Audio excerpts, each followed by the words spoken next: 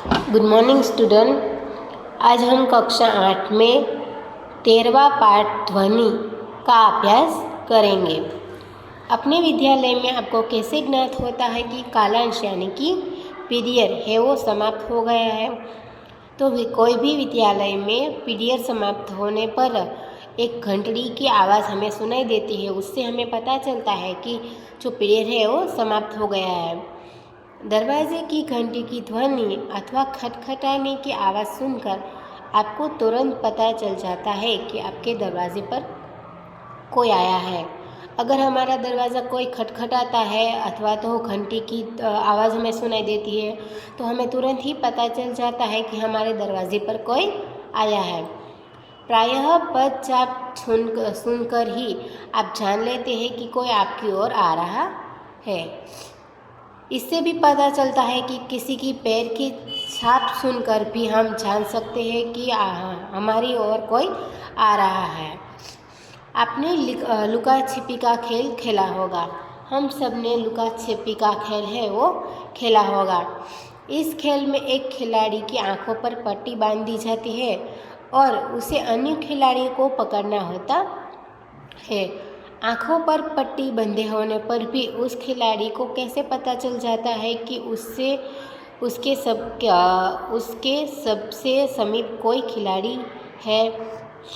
तो जिस खिलाड़ी की आंखों पर पट्टी बांधी हुई है उस खिलाड़ी को पता चल जाता है कि उसके समीप कौन है।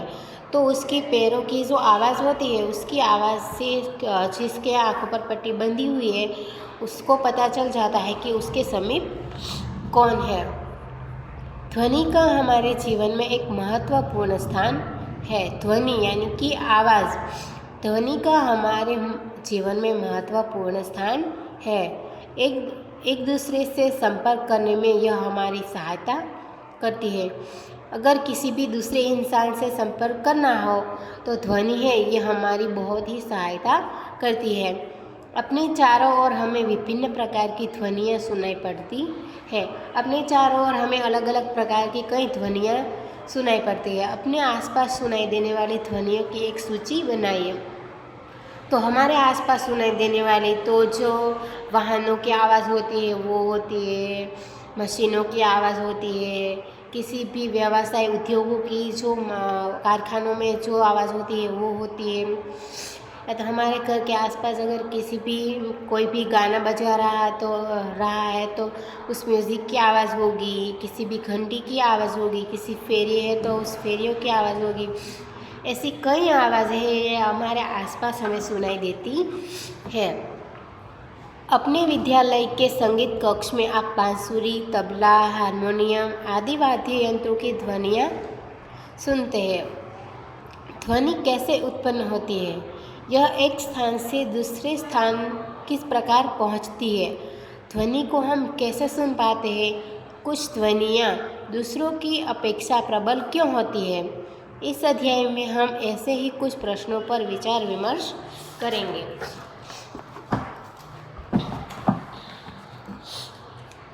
13.1 है ध्वनि कंपित वस्तुओं द्वारा उत्पन्न होती है। ध्वनि कैसे उत्पन्न होती है? तो ध्वनि है वो कंपित वस्तुओं द्वारा उत्पन्न होती है। विद्यालयों की घंटी को जब बज न रही हो छूकर देखिए। विद्यालय में जो घंटी होती है वो घंटी जब बज नहीं रही होती है न तब उसे छूकर देखिए। आप कैसा अनुभव करते हैं? तो जब घंटी को हम छूते हैं तो वह घंटी विश्राम अवस्था में यानी कि विराम अवस्था में होती है। जब वह ध्वनि उत्पन्न कर रही हो तो इसे पुनः छूकर देखिए। क्या आप इसे कंपित होता हुआ अनुभव कर सकते हैं? तो हाँ, जब वह ध्वनि उत्पन्न कर रही होती है तब हम उसे अगर छूकर देखेंगे तो उस घंटी को हम कंपित होता हुआ अनुभव कर सकते हैं।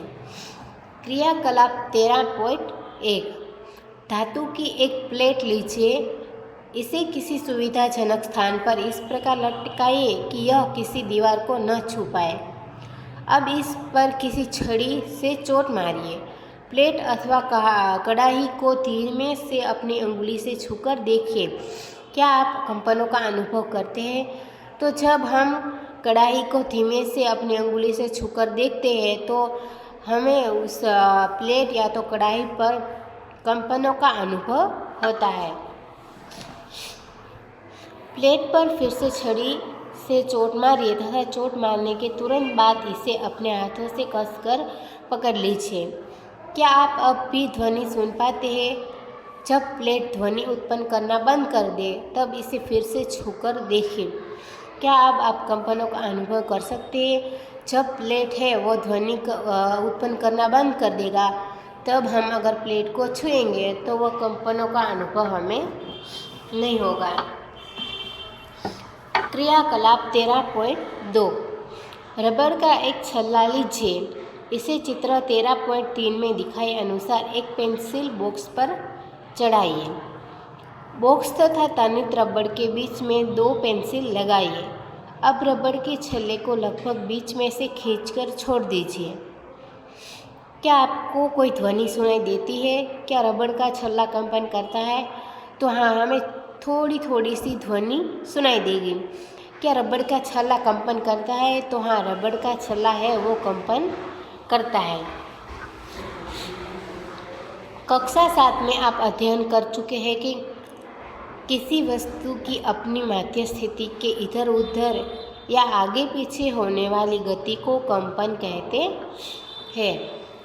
किसी वस्तु की अपनी माध्य स्थिति के इधर उधर या आगे पीछे होने वाली गति को कंपन कहते हैं।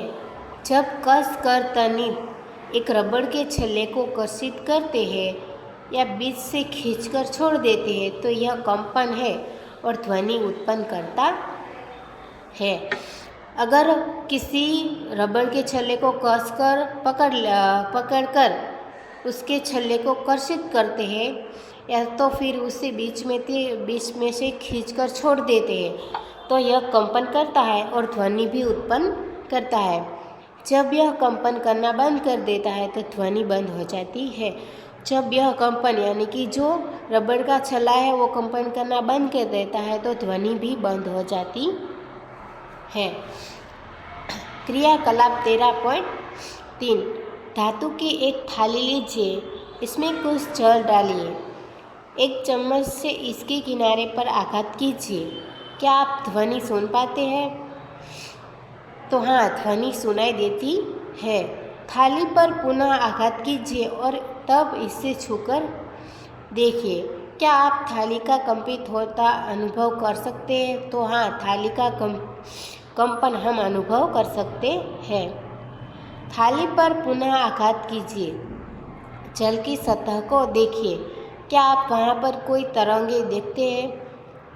जब हम थाली पर आघात करेंगे और उस थाली में पानी होगा तब उस जल की सतह को हम देख सकते हैं कि वहाँ पर एक है वो तरंगे हमें दिखाई देती है। अब थाली को पकड़िए। आप जल की सतह पर क्या परिवर्तन देखते हैं? क्या आप इस परिवर्तन की व्याख्या कर सकते हैं? क्या इसमें वस्तु के कंपनों को ध्वनि के साथ जोड़ने का कोई संकेत मिलता है?